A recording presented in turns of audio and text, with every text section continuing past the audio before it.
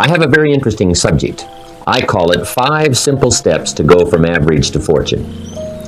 Let me give you this simple little talk. How to go from average to fortune. There's 5 simple steps. You might like to make a note of them. Here's the first one. Get serious. That's number 1. I don't know any substitute for that. You've really got to get serious. You don't have to be grim, but you must be serious. I know a guy that's got a half a dozen jokes keeping him from becoming wealthy. He's not known as rich. He's known as a joker. Which I guess is okay if that's the kind of life you want to live. But it really isn't the best way to live. To go from average to fortune, you must get serious. And you must get serious about 2 very important things. Number 1 is setting your goals and where you want to go. Designing the next 5, the next 10 years is so vitally important.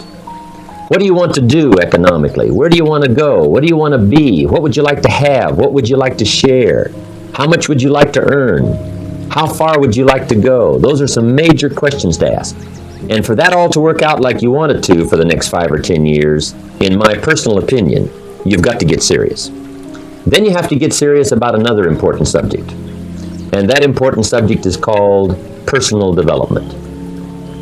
Personal development is striving hard to become the kind of person that you want to be.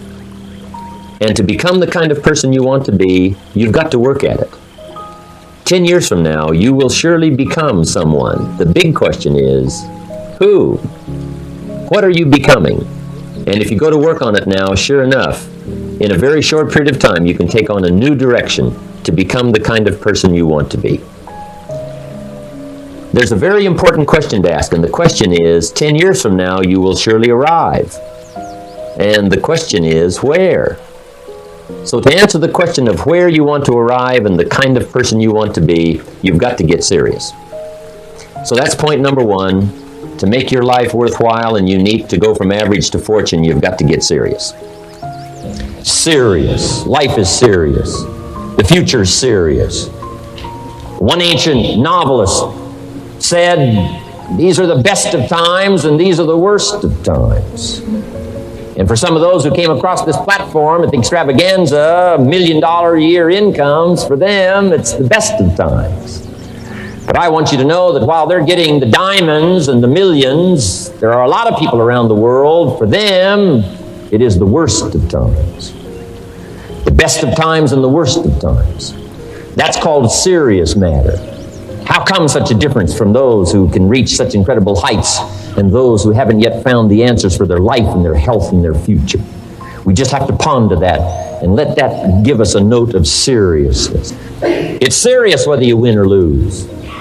It's serious whether you succeed or fail. It's serious whether you've got a good future carved out for yourself or you do not have. These are serious matters. Matters of the heart are serious. Matters of income are serious. Matters of supporting your family, serious. Are you serious? Why? We got a serious matter here to discuss. We haven't come with the latest 10 stories. We've come with a serious matter. And I want you to take on that serious tone. Now, the second point is, get smart. To make your life work out worthwhile, you've got to have some ideas. You've got to have the information. So you've got to be smart. In fact, in this decade, you must be much smarter than you were in the last decade. You've got to read the books. You've got to come up with the information. When I have a chance to talk to the high school kids, that's the theme of my talk. Get smart. There's nothing worse than being stupid.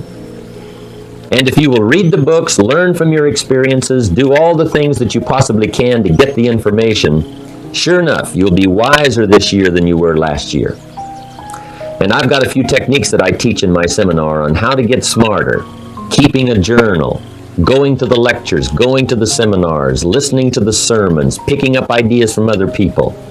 You just must keep up this steady process of learning. Never cease your quest for knowledge. And that's one of the key points to go from average to fortune. Get smart. This is called the possibility for life change starts with education. Don't be lazy in learning. Don't be lazy in picking up the ideas. Don't be lazy in learning from your own experience. Learning is the beginning of wealth. Learning is the beginning of life change. Some people want to start with motivation, but you don't start with motivation. Somebody says, just motivate this guy, he'll be all right. The answer is no, probably not.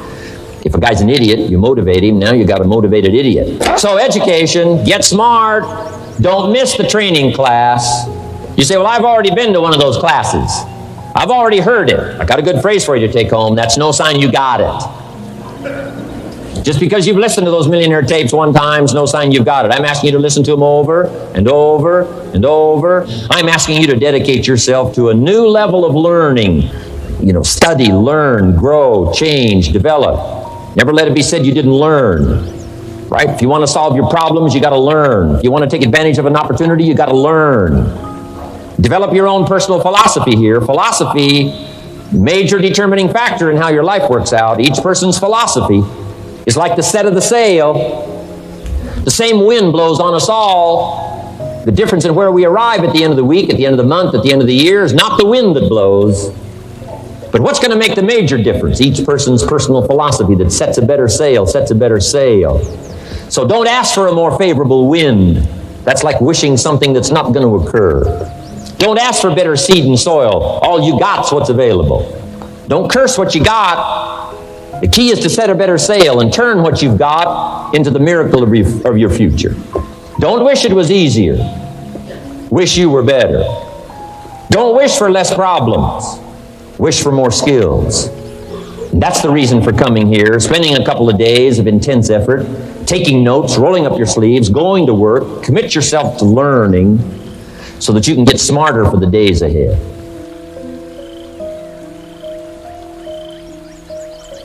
Now here's number 3. You've got to get going. All of the things that you've learned will not do you that much good if you don't put it into an action plan. You've got to get going.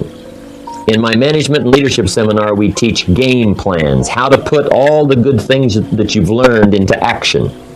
Economic action, social action, personal action. How to make the changes and how to actually do the work, how to actually function. Get going, that's the key. Some people are ever learning, but they don't put it into action. They don't really take the action. It's like the man who keeps bringing materials to the building site and never builds anything. He keeps bringing in the sand and the gravel and the windows and the doors and the roofing material, and he just stacks up all these supplies, but he never builds anything. See, if you do that long enough, fairly soon they'll come and take you away. You've got to do something with what you've learned. You've got to take action. You've got to get going. So that's one of the most important things to learn, how to design your days, how to design your weeks, how to design the months, so that you take the proper action to get the proper return that you're looking for, whether it's economic or personal.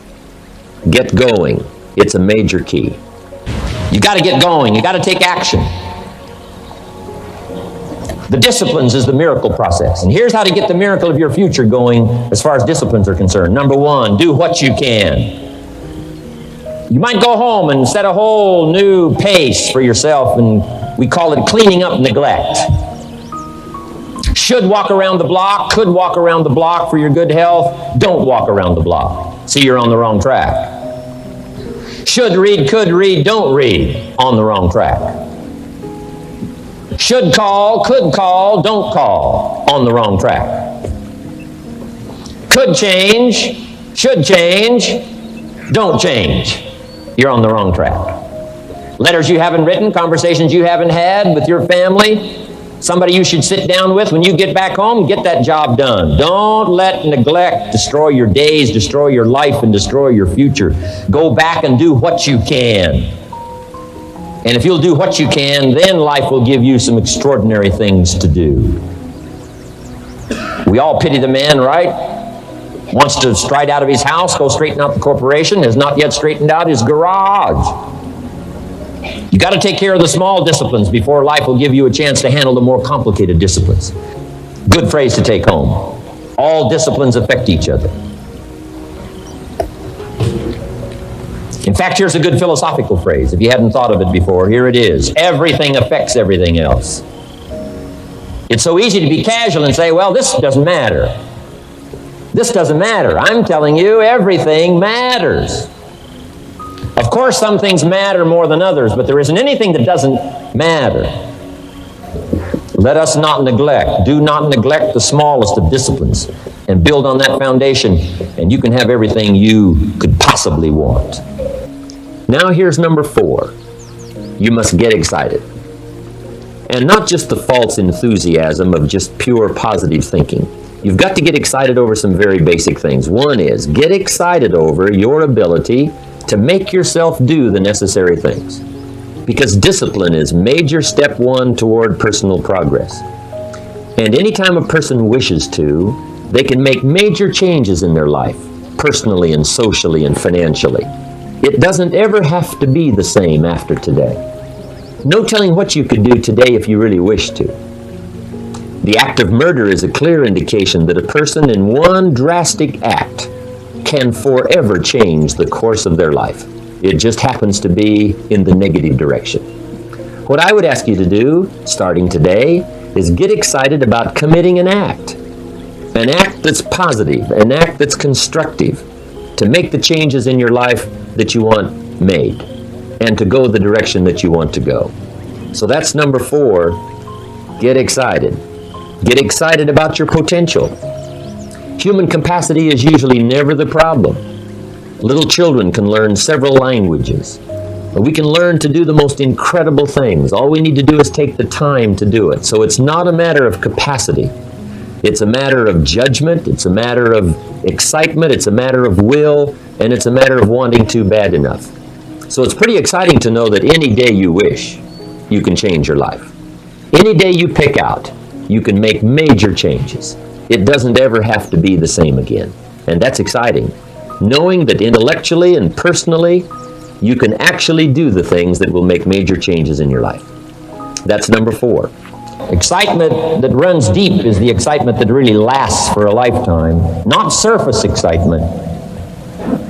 I'll tell you what's really going to serve you well, and that's the excitement you feel inside that isn't even probably expressed on the outside, the excitement that runs deep, the excitement that stirs commitment, the excitement that stirs courage. Give me the chance and I will get the job done. That kind of excitement.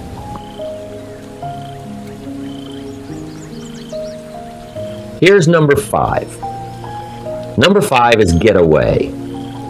I have found, especially in the last 15, 20 years, that there's an important thing called life balance. You've got to learn to get away. You must learn to get away and be alone. Learn to get away and reflect. Learn to get away and learn how to live as well as how to earn. How sad it would be to learn how to earn well, but not learn how to live well. You must balance your life. We teach something, especially in my staff, I teach something called lifestyle. Lifestyle is how you learn to live your life. Some people have money, but they don't even know how to spend it. They have time, but they don't know how to spend it. Some people are successful, but they don't know how to spend their success. They don't know what to do with it. They don't get joy from it. Rather, they get animosity. A father takes $5, crushes it, and throws it at his son and says, if you need it that bad, take it. Now, it's the same $5. But instead of dispensing it with joy, he dispenses it with animosity. That's the difference in not knowing how to live. It's called lifestyle. Then you've got to take time to cultivate good friends. You've got to take time to be with your family.